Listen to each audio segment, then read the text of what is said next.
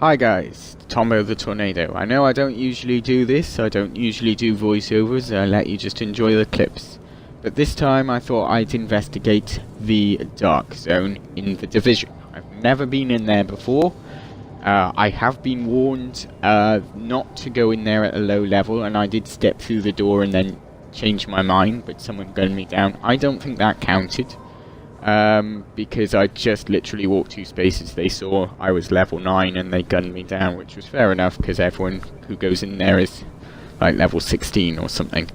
So instead I decided to investigate the Dark Zone. Now, as you can see, I'm just standing here at the moment because I wanted to record a separate little video here before I went in, when I was still full of hope and no idea of the horrors that were to come. Although saying that, it started off alright and it quickly deteriorated, and you'll see that during the video. I've got the little sections there so you can see them all as they go along. But at this point I'm outside the Dark Zone, I'm about to enter, I'm full of hope. I have a sniper rifle and a light machine gun, but that one only holds 30 bullets. My sniper rifle at the moment is more powerful than the assault machine gun. So it's all blue, which is medium of the road, I think. As it turns out, the purple stuff, which you can get from the Dark Zone and from other areas, is far more powerful. If you're playing this game, or if you started playing this game and you haven't got purple stuff, get purple stuff. It's the colour behind the gun, it's like the tag behind it, and it shows how powerful it is. And they're very powerful, they're very powerful. But that's the thing with this game, there's no everlasting chest, which I think should be a thing. You can only store so many items in a crate. You can only have 1 crate. So if you haven't got the best guns, you have to sell or delete and make things drop stuff before you can make room in your inventory for more stuff. So anyway, I think in a moment I start moving. So we'll pick up as I get a bit further on.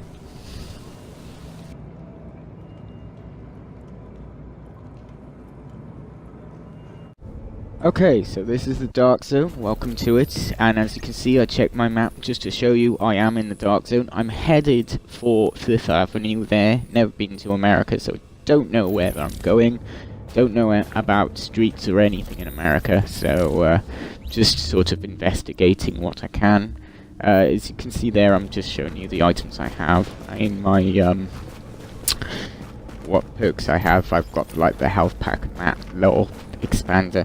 That is useful, helps you see threats coming, but as it turns out, players can detect when they can see when they've been detected, so they know you're about, and if they're unfriendly, they come after you. Now, as you can see, I just picked up an item there, and that little yellow backpack at the bottom with the hazmat appears on it, and that shows you've got loot, so other players will see that and see that you have loot and will go after you.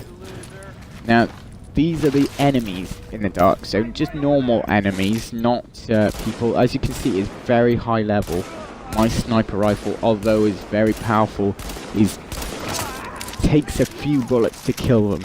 As you can see, I leveled up there a bit more, more experience. I think I level up in a minute anyway.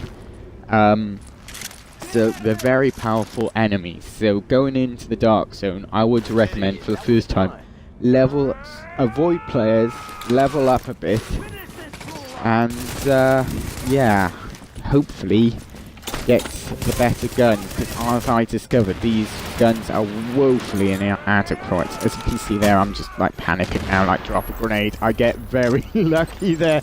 I dropped a grenade and he hit me out of the circle, so I actually survived a bit better, so I'm just falling back for health here. In a minute I will do a more detailed video for what happened next. Okay, so what happened there is I went in, I faced off against the enemies, and I triumphed by running away. Alright, so they're very powerful, but you can pick off 1 or 2 and especially the cleaners and the grenaders. You can shoot the gas tanks and shoot the grenade bags, and it will kill them almost instantly most of the time, so that's a good way to get experience quickly. I really recommend a sniper rifle and a very heavy weapon. However, when engaging players, you need the opposite of that. You need a submachine gun or something that can really do a lot of damage in a short amount of time, like a shotgun or a submachine gun, a combination of the two of those. And when it comes to players, you need to be in a party. There's no two ways about it. You need to be in a party. Yeah, like he says, you need that. That's where you get the purple weapons. You need to be in a party. You need to have friends around you, and you need good communication. And as I'll be showing you in the next part, this is why. And also, not only that, wow, you're about to see. So here's me dead on the ground. That guy killed me, bad man. That's his actual gamer tag, 123. Couldn't think of a better one by the sounds of it. Him and I had words afterwards. Well, I spoke and he listened and didn't say anything. He had no defense anyway. But this is why you need a party, and I'll show you now. Because as I exit this door, and you might have seen this one before. So here I am. I've engaged. Yeah, there they all are. So they're waiting outside the spawn, and they have been every single time I spawn in. If I spawn in a new location, they track me to that location and kill me again. And as you can see, that guy's like putting down turrets, and that guy rolls away. So I'm not even getting one kill, and they take me down incredibly quickly. I will do a little wrap up for you guys, but this is why you need to party. So yeah, back to this clip. Yeah, it's the same one. Alright, you caught me.